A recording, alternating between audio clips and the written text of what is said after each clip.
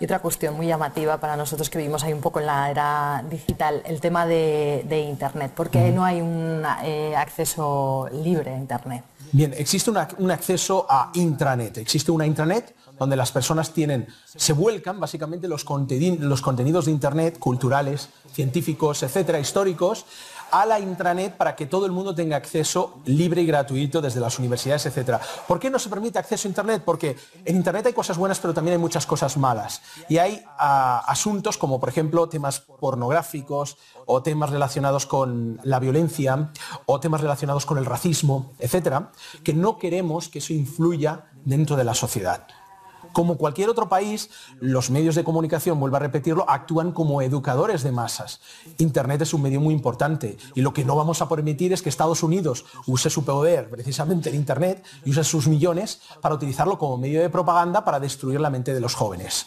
¿De acuerdo? Por lo tanto, en esa batalla de propaganda que hablábamos, dentro de Corea del Norte controlamos el flujo de comunicación que entra en el país. Realmente es cierto, ¿no?, lo que dices, hay una diferencia cultural que habría que entender de dentro para poder comprender, ¿no? Porque a mí se me haría un mundo ahora vivir sin Internet, ¿no? O igual quizás un poco el paternalismo, ¿no?, como se dice, estatal, de decidir a qué se puede tener acceso o no.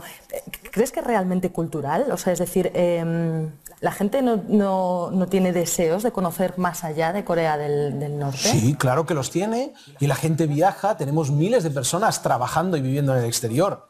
No hace mucho hemos tenido un grupo de 150 personas trabajando en México, desde deportes, ayudando en temas arqueológicos, etcétera. O sea, no tenemos ningún inconveniente y las personas en Corea del Norte están deseosas y aprenden. Lo que no queremos es que entre la basura dentro del país. Un país libre de drogas, así como en España se conoce bien que aproximadamente el 50% de la juventud consume drogas de forma regular, que eso es destruir una nación, destruir el futuro, así de claro.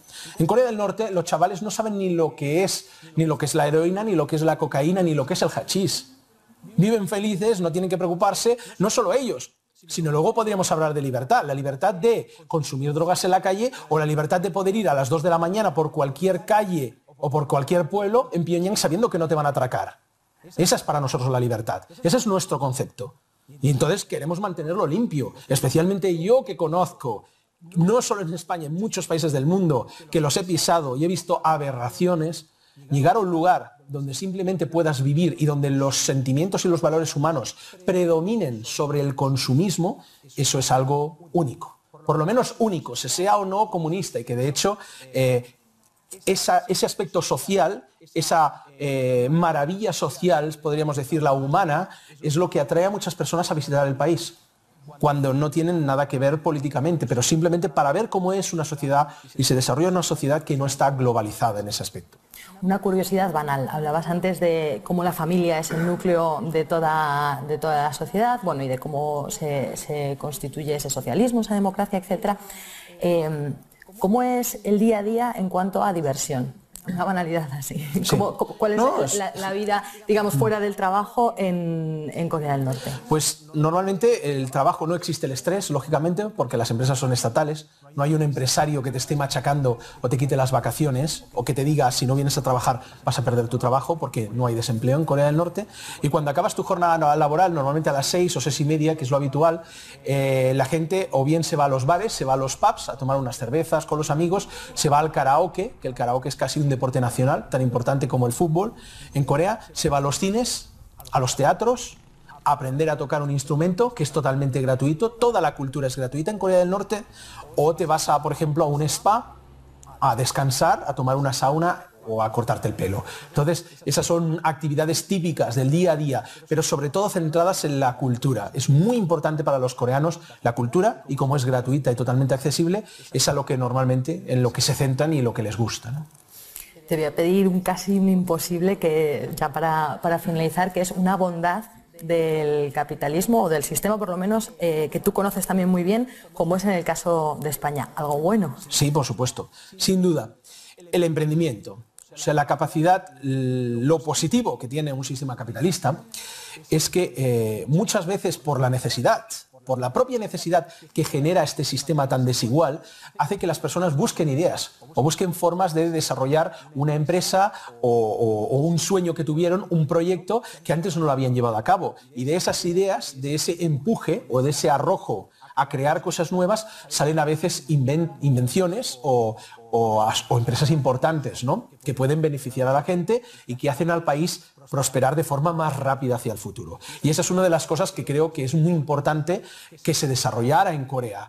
Aun teniendo nuestro sistema estatal, hace mucha más falta ese arrojo, porque las personas, una vez están acostumbradas o tienen la vida asegurada gracias a que el Estado le cubre sus necesidades, en muchas ocasiones parece que eso esté garantizado, tenga que ser así, cuando no es así. ¿De acuerdo? Cuando eso cuesta un dinero para el país producir y regalar esas casas a cada ciudadano.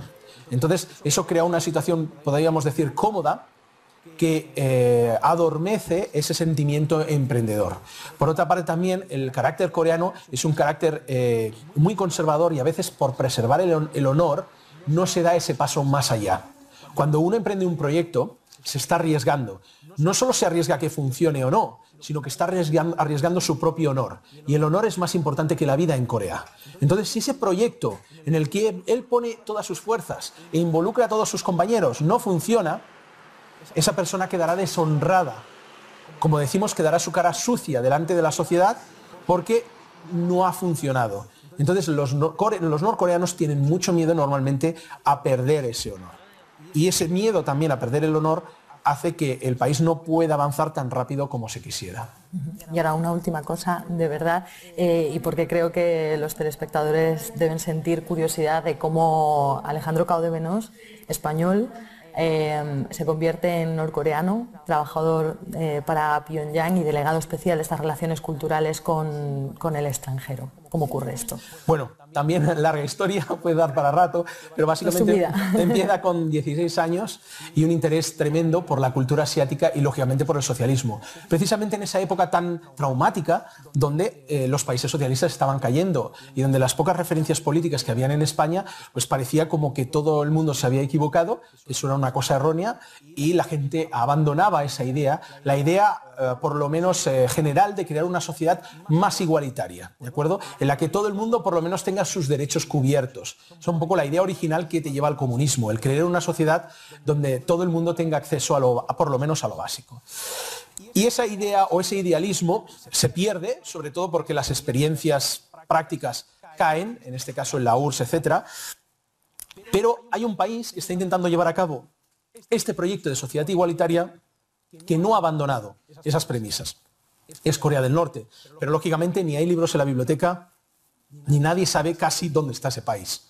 Así que mi interés, con 16 años, se convierte en una locura por buscar información.